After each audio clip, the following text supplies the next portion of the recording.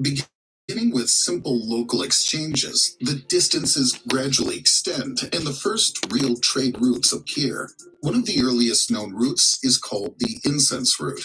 From around 1800 BC, navigators begin to travel along the coast between the Indian subcontinent, where spices such as black pepper and cinnamon are found, and the southern part of the Arabian Peninsula, where a tree that produces incense grows.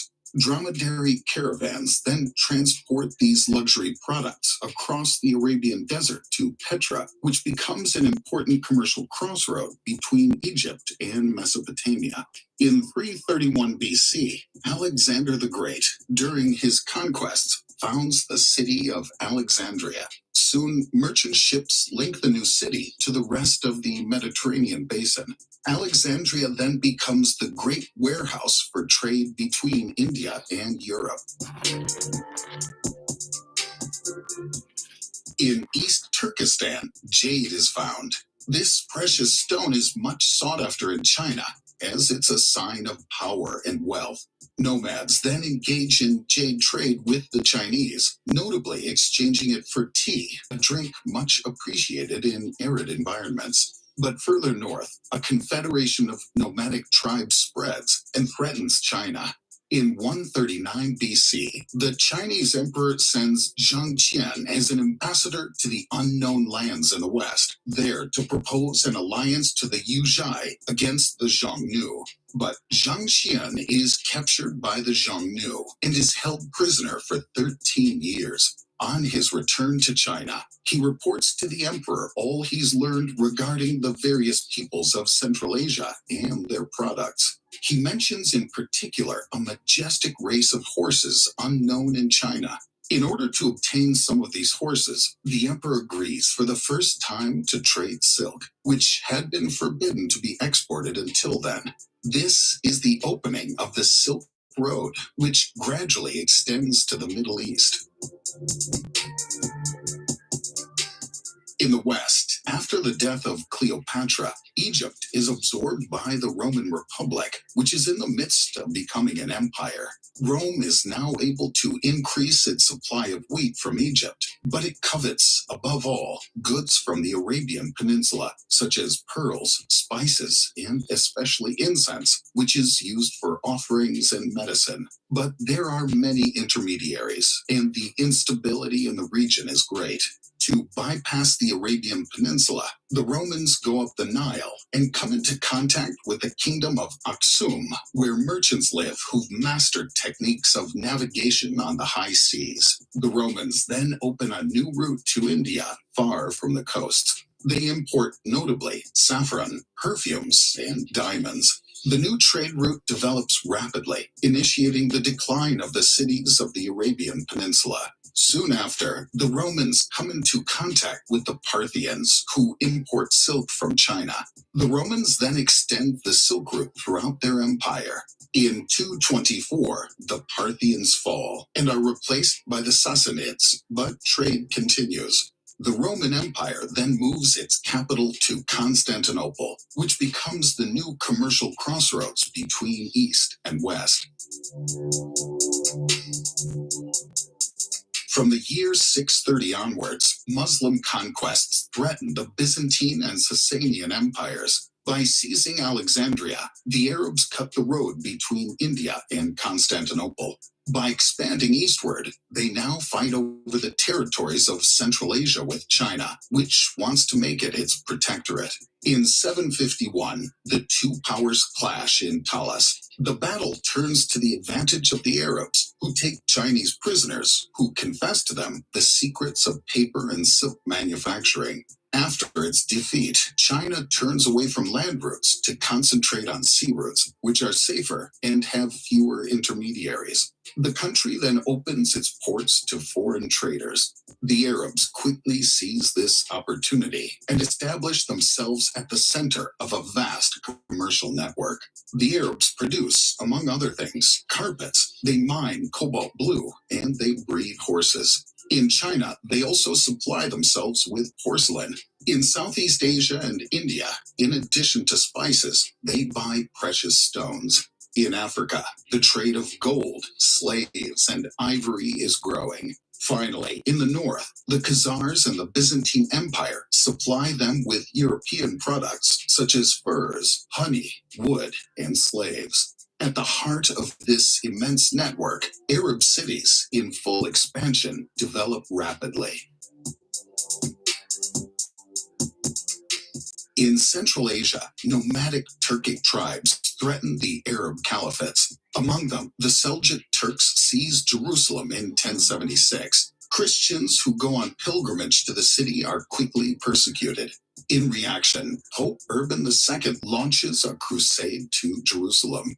The Italian republics that have mastered navigation see a commercial opportunity. They offer to supply the Christians in the Near East, where they obtain commercial privileges in each of the conquered cities. In 1204, the Republic of Venice diverts the Fourth Crusade towards Constantinople, which is besieged and then pillaged. The Byzantine Empire is dismantled, which allows the Italian republics to take over the trade between East and West, all around the Mediterranean basin.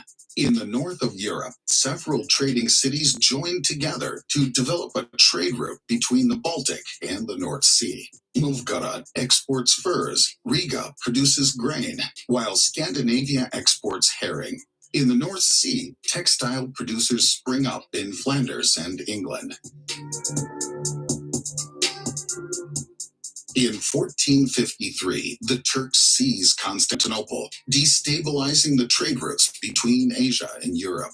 Portugal takes advantage of the creation of the caravel, a light ship capable of tackling the oceans, to begin explorations in an attempt to open new maritime trade routes. Along the African coasts, the Portuguese established trading posts and take over the slave and gold trades.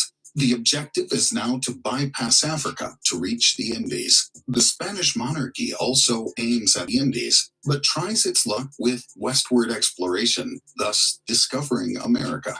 Portugal finally reaches the port of Calicut and discovers a large commercial network. A Mamluk fleet is then charged with chasing away the new competitors, but the Portuguese prevail and quickly take control of key crossing points, gaining a monopoly on trade in the Indian Ocean. By bringing Asian goods directly to Europe via Africa and without intermediaries, Portugal becomes rich very quickly, at the expense of the powers that controlled the passage via the Middle East. To avoid competition around the newly discovered territories, Spain and Portugal agree in 1494 to draw the Tordesillas Meridian. The territories to the east can be claimed by Portugal, those to the west by Spain. In America, the Spanish conquistadors discover products unknown in the ancient world, such as tomatoes, tobacco, and potatoes. But in Europe, at first, it's mainly the discovery of chocolate that interests them. The cocoa trade develops, as well as imports of precious metals and pearls, which are the result of the conquests. But Spain still aims to reach the Indies from the west. Finally, Ferdinand Magellan succeeds in bypassing America, and after his death, his crew reaches the Moluccas, where nutmeg and cloves grow.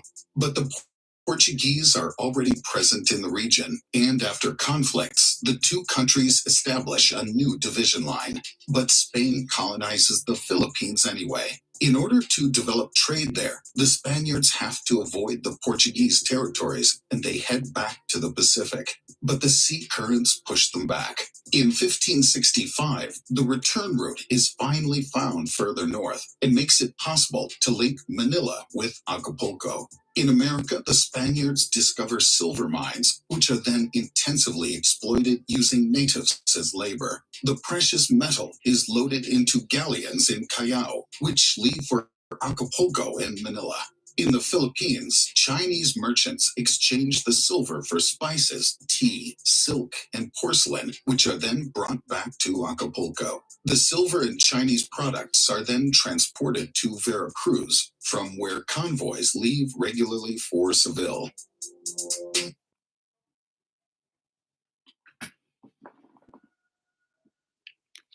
5 ดาวช่วยลดค่าครองชีพไก่กรอบ2 ชิ้นพร้อมโค้กแค่ 59 บาท างจาก Upwell Love Upwell Life ให้สุดแรงสมัครเลยบางจาก Green Mouse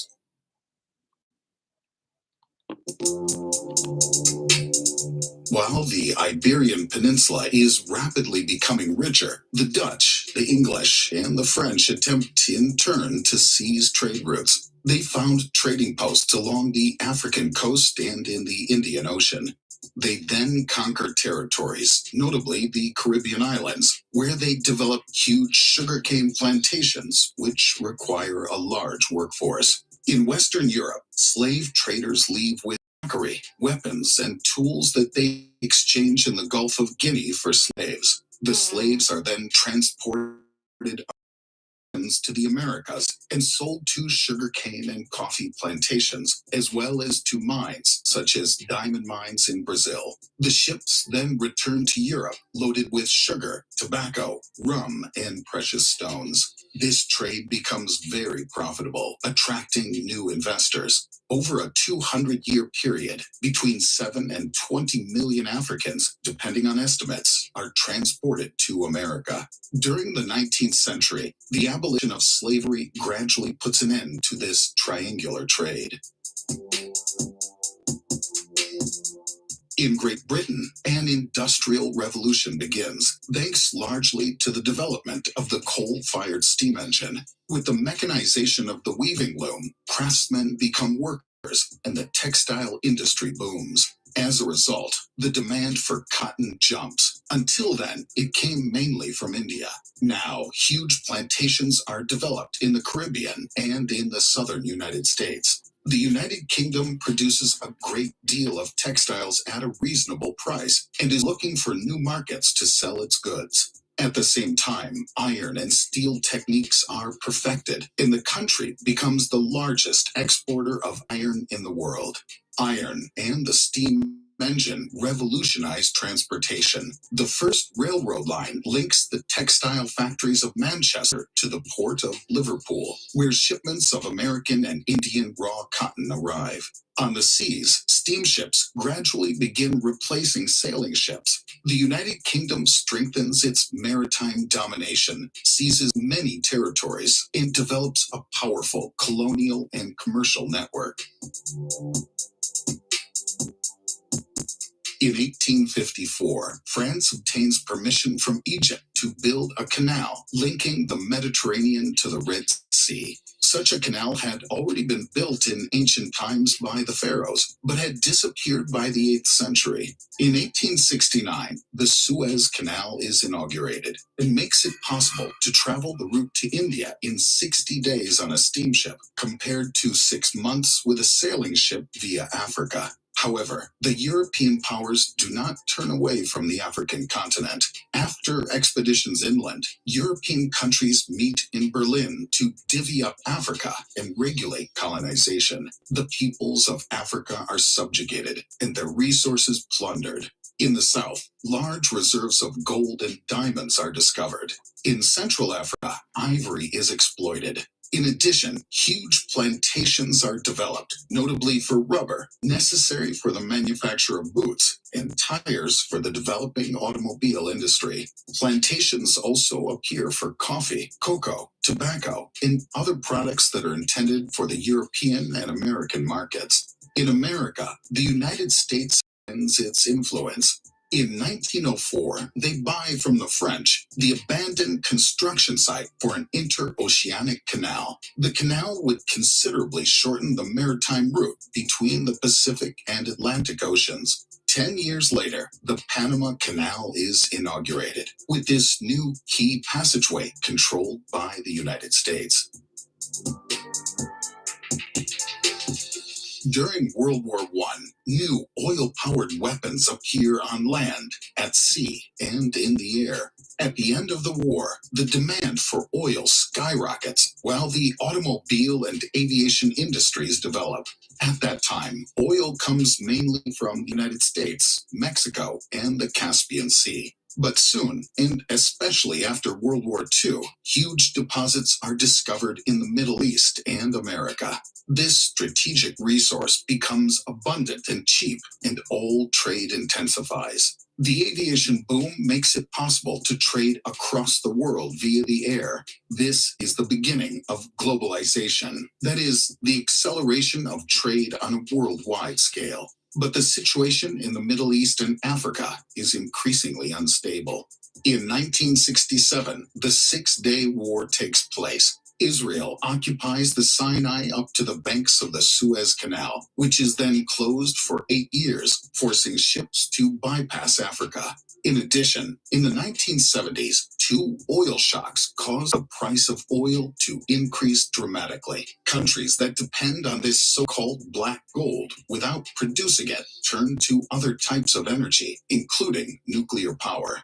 Uranium becomes a very popular resource, mainly extracted from mines in Canada and the Congo. New deposits are quickly exploited all It's over the 17 world. hours. In the 1970s and 1980s, the United States sees a boom in a relatively new and very promising sector, electronics and computer technologies. Apple launches their first personal computer, and it's an immediate success. Japan quickly follows the USA, beginning a period of dazzling technological development in its automobile and electronics industries. Several countries in the Far East are inspired by Japan and specialize in the export of electronic components. Rare earths, metals needed in the manufacture of electronics, become a strategic raw material, while the vast majority of the deposits are discovered in China.